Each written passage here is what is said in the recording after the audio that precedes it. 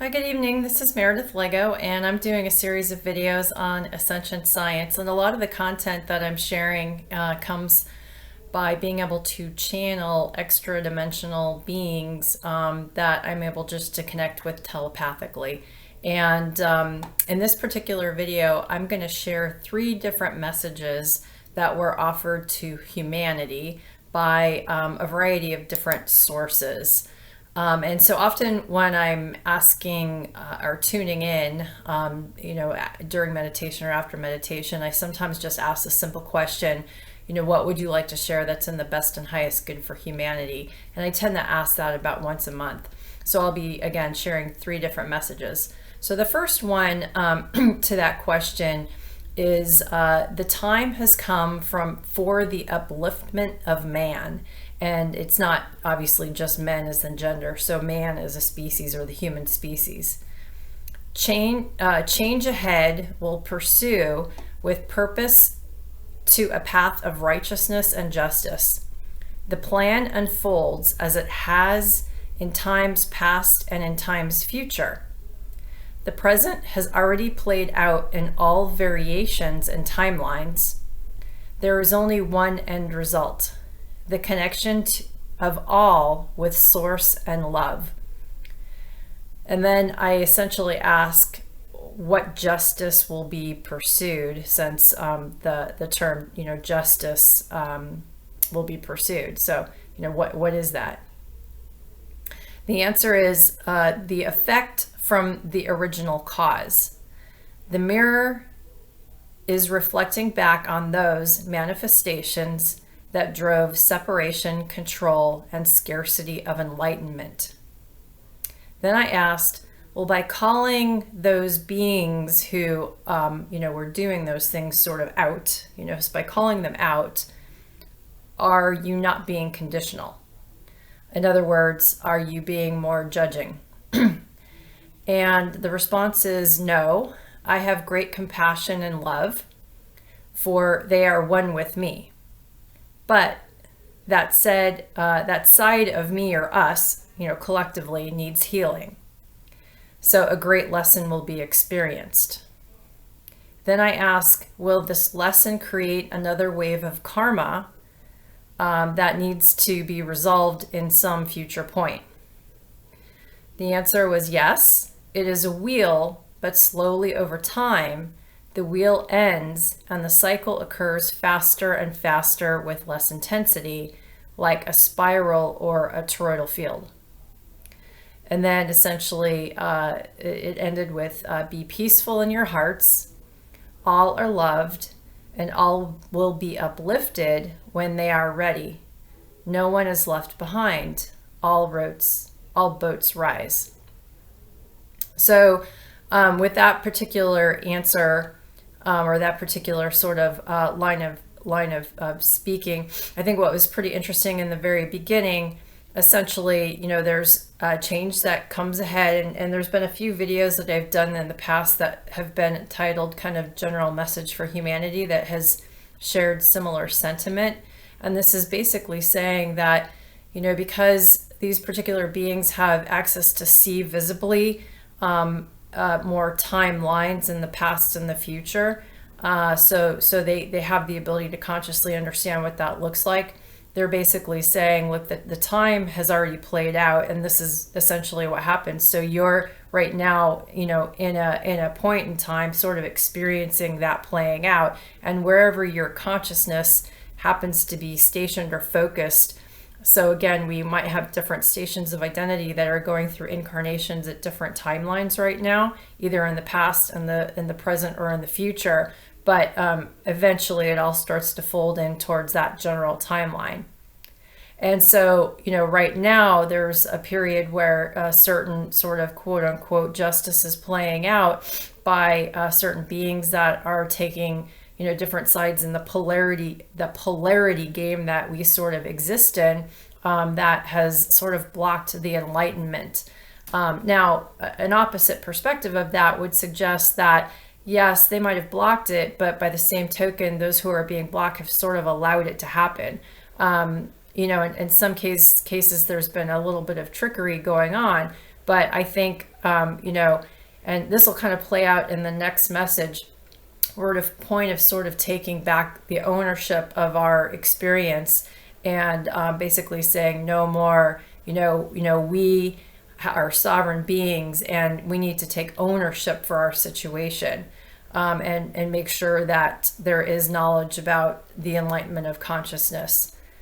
And but I think ultimately whatever plays out, this individual, I think this happens to be Ascended Master Hilarion, is suggesting that when these lessons are sort of played out for individuals where they're sort of a victimizer and then a victim in the situation, there's going to still be created some sort of a karmic energetic sort of cause and effect reaction that occurs.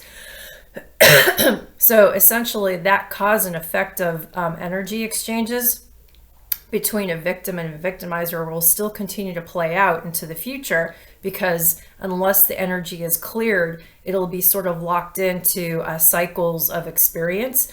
But essentially the intensity will get less and less over time. And so kind of as you start to spiral up over time, the cycle of when the experience of needing to go through that that lesson again doesn't take as long, let's say, for the soul as they kind of go through that experience, and the intensity isn't quite as severe, and eventually it gets to the point where somebody in the relationship of the exchanging of those two cause and effect energies is simply just lets go of ego and simply forgives. And so that's essentially what happens. So the second message for humanity that came, and I'm not sure exactly who necessarily provided this answer, but again, the question was, what's in the best and highest good for humanity to know right now? And the answer is humanity has stretched out among the stars and found a place at the table. The time has come for humanity to take sovereign ownership of their actions and future path on a universal stage. Stare into the face of the future and see your fate. So that's a pretty interesting one and a little bit cryptic, but obviously even in the scenario, and I know this is the case, there are obviously many extra dimensional beings who are interested in being of service and helping humanity through this kind of critical stage that we are at in the evolution of our consciousness. They can't necessarily do anything to help out unless we sort of ask for it, but by the same token, they can only help out so far, because we obviously have to do the work ourselves, both to essentially work on our own consciousness as individual beings, but essentially guide sort of the collective consciousness of our human species here on the planet. And it's going to take all of us kind of working on that and making sure that we gain our sovereignty during that experience. And that's essentially what they're saying. But it's interesting that they basically say, yes, humanity has, stretched out among the stars and found a place at the table, which is good. So oftentimes these beings tend to be much more mature in their level of consciousness, and essentially, see us as equals. And we also need to realize that we're very much equals as well, and not look at many of these beings as superior or better than, because they're just literally, it's just a different level of consciousness, but that doesn't make them better. So I think, as we start to sort of mature more, we have an equal seat at that table, because we have just as equal knowledge, gifts, and experiences as a human species that we have to add. And then finally, the third message for humanity that came through is that the convergence of time happens once in a blue moon, in the sense that it's rare. You are approaching one of those points in which certain timelines are converging into one future path of a positive polarity, service to others outcome. This is a predetermined path that you and humanity are living now, but the possible probable timelines on this polarity are known and understood. So have no fear dear chelas, for all is well. Follow those feelings in your hearts and do the actions that provide the greatest passions and joy. What makes you feel good? They will serve to quicken your frequency, allowing you to move into the timelines that are in the best and highest good. Don't worry about others. You need to focus on yourself at this time and move within. And while this statement seems selfish, it's through internal focus that you'll be able to clear and come to a place of peace and integration with all aspects of yourself and leave those that no longer serve you. Then your outer world will reflect your inner world. Do what feels right to you in helping others. That can look actively by actively helping others, by holding space in your hearts for them, or intentionally not helping them to allow others their ability to grow by letting go of victim mentality and limiting belief systems. If you feel compelled to be of service to others, remember that your manifestation comes from within. Therefore, you need to honor your own needs for time to love yourself and reflect. And then I asked why are timelines converging? And the only answer that I got back or that I heard was sunset. I don't know necessarily what that meant, but I didn't necessarily get anything after that. So the message was complete. And I haven't necessarily gone back to try and figure out what that is or ask that question as a follow-up. So I think that is a pretty interesting message that we're approaching a major timeline convergence, and it could be this particular message. This last one was channeled in February of this year, and I know that recently we've made another kind of major shift in terms of dimension and octave. So it could be that we've passed that convergence or that time, so to speak. Who knows? I guess we'll find out in the future at some point in our conscious knowledge. But I think it's a positive message yet again that really to pursue the best possible path for you, which ultimately becomes the best possible path for humanity, is simply to go in and make sure that with all the activities that you have going on in your life, with all the choices that come at you every day, to simply follow your own internal barometer, your own internal gut feeling, listen to yourself first and foremost, as opposed to always listening to the views of others and getting the perspectives of others. Certainly they can provide you guidance, but you always have the answer within you. And it's not selfish to focus on you at this particular point, because again, when you focus on yourself and you focus on working on your emotional body and your mental body, ultimately you're going to increase your frequencies and allow for a very positive resonance effect for others around you to essentially resonate at the same level. But again, by doing so, your outer world will begin to reflect your inner world, which is vibrating at, technically it would be at a higher frequency. So they're saying, this is the time to be selfish and really work on that. If there are factors in your life that are keeping you from doing that, it might be time to sort of exit out of those relationships or sort of distance yourself so that you can really do this very important work, because it's going to serve you in terms of the most optimal timeline. And it's not selfish.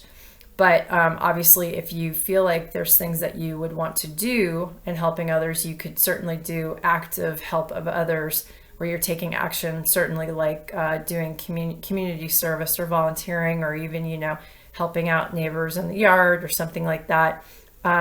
It can be simply as holding space for them in your hearts, like with, all of the unfortunate things that go on in our planet, that you might hear about on the news or within the community. Certainly just a simple act of praying or holding space for them in terms of their well-being, that can be really important. And obviously, sometimes the best thing can be just to actually not help them, so that they can learn the types of lessons that they need in order to grow. And while oftentimes that's called tough love, but oftentimes it could be the best situation so that the lesson can be sort of seeded into the etheric blueprint of the individual, so that they really learn that lesson. If they're not going to learn it for this life, through this life, they're going to have to experience in a future life. So sometimes tough love can be the best thing to help somebody with, so that they may not have to go through that experience in the future. And that's sometimes the hardest thing to do, especially as a parent. And I know I sometimes struggle with that too, because when you're in a parenting situation for this, nobody wants to see their child go through pain.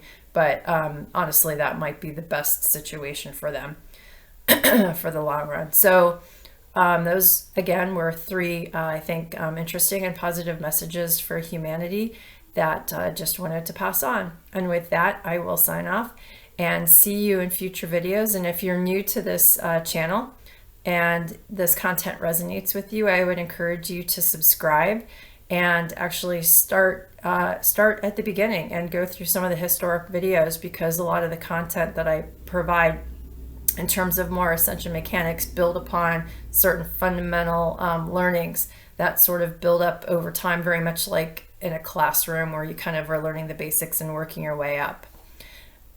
So with that, have a great evening. Bye.